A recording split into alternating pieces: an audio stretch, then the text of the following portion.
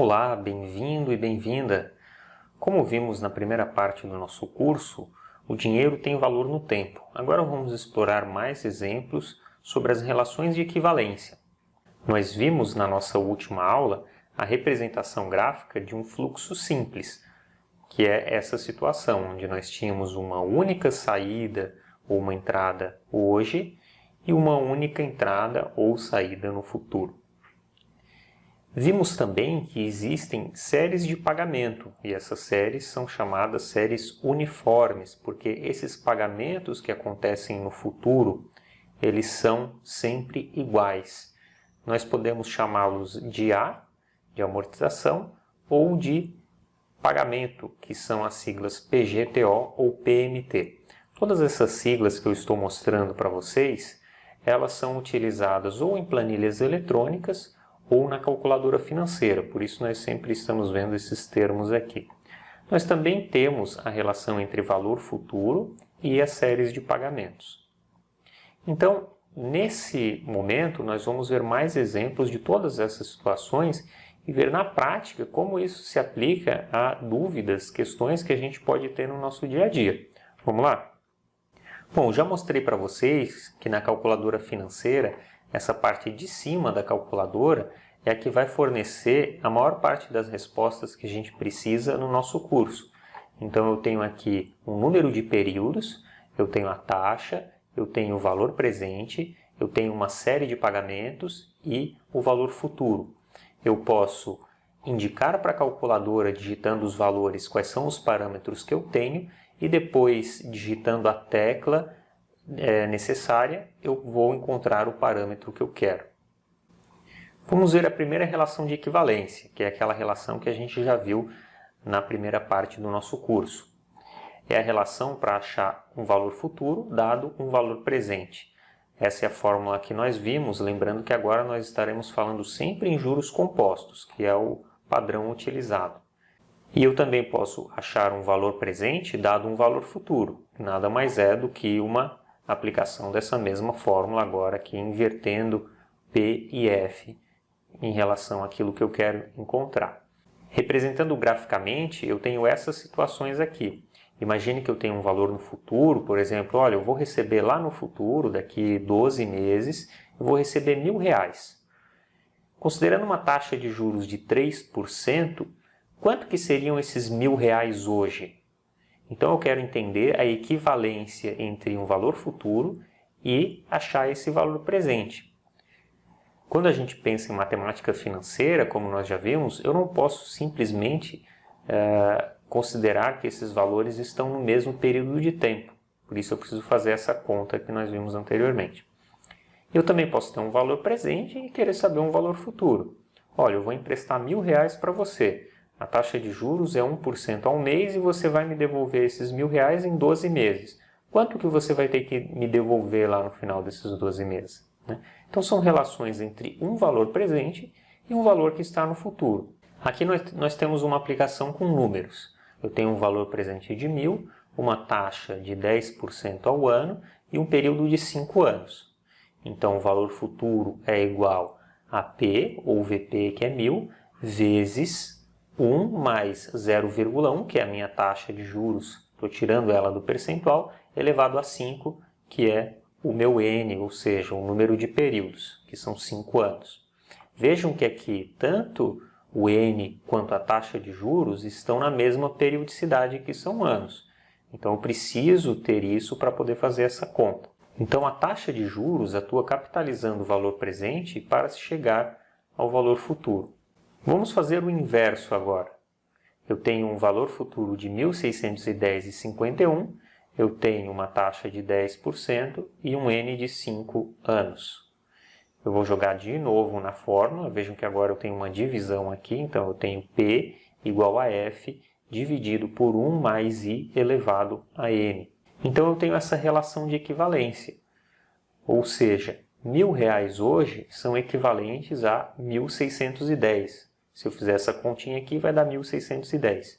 E 1.610 daqui 5 anos são equivalentes a R$1.000 hoje. Se eu fizer essa continha aqui, eu vou ter o valor de R$1.000. Agora, observem que tanto na primeira conta quanto na segunda conta, essa parte da minha equação é igual. Ou seja, a parte onde eu tenho a taxa elevado a um número de períodos, 1 mais a taxa elevada a um número de períodos, é igual tanto aqui quanto aqui. Então, eu posso utilizar esses fatores, ou seja, essas partes da fórmula, e como eles são sempre iguais, eu posso tornar o meu cálculo mais ágil se eu tabelar esses valores aqui. Então, eu posso utilizar fatores de equivalência que são tabelados. E aqui seria a forma de apresentação desses fatores. Por exemplo, F barra P, ponto e vírgula I, ponto e vírgula N. O que eu teria aqui? Eu quero encontrar um valor futuro, dado um valor presente, uma taxa de juros e um N. Então, eu poderia ter essa representação aqui, em algum exercício, algo desse tipo, ou em algum documento, e eu saberia que eu estou procurando um valor futuro e eu tenho alguns parâmetros que eu posso buscar em uma tabela. Aqui nós temos a tabela onde são realizados os cálculos de todos esses fatores. Ao utilizar essa tabela, eu posso tornar o meu cálculo mais rápido, se eu tiver esses fatores que estão aqui. Então, na coluna eu tenho o número de períodos e nessa primeira linha eu tenho as taxas. Então, vejam que é uma tabela para valor futuro de um pagamento único. Ou seja, o valor que eu encontrar aqui, eu vou multiplicar pelo valor presente que eu tenho para achar esse valor futuro. Naquele nosso exemplo, nós tínhamos um período de 5 e uma taxa de 10%. Então, o valor daquele fator é 1,6105. Naquele exemplo, eu tinha um valor presente de 1.000. Se eu multiplicar 1.000 por 1,6105, eu vou justamente encontrar a resposta que nós tínhamos visto anteriormente. Ou seja, o valor futuro vai ser 1.610,51. Você pode tentar fazer essas contas também utilizando esses fatores. Na prática, essas tabelas elas só são utilizadas quando você não tem disponível uma calculadora científica ou uma calculadora financeira, ou se você trabalha com algo relacionado a um cálculo constante, contínuo de relações de equivalência. Mas no mais das vezes são utilizadas planilhas ou a própria calculadora financeira. Então o uso da tabela não vai ser o foco aqui das nossas resoluções, mas você fica conhecendo também como funcionam essas tabelas que você vai encontrar aí na maior parte dos livros relacionados à matemática financeira e finanças. Aqui eu estou colocando a tabela com a fórmula dos fatores. Então, por exemplo, se eu tenho pagamento simples, eu tenho um único valor no presente ou no futuro, eu vou ter assim, achar F dado P, tenho essa anotação aqui, e a fórmula seria essa. Então, se eu procurar o valor na tabela, o que eu vou ter lá é essa parte da equação calculada. E achar P dado F, eu vou ter essa parte da equação calculada. Então, se eu quero achar o P e eu tenho F, digamos que o meu P seja 1.000, como nós vimos anteriormente, eu vou multiplicar aqueles 1.000 pelo valor que eu encontrar na tabela.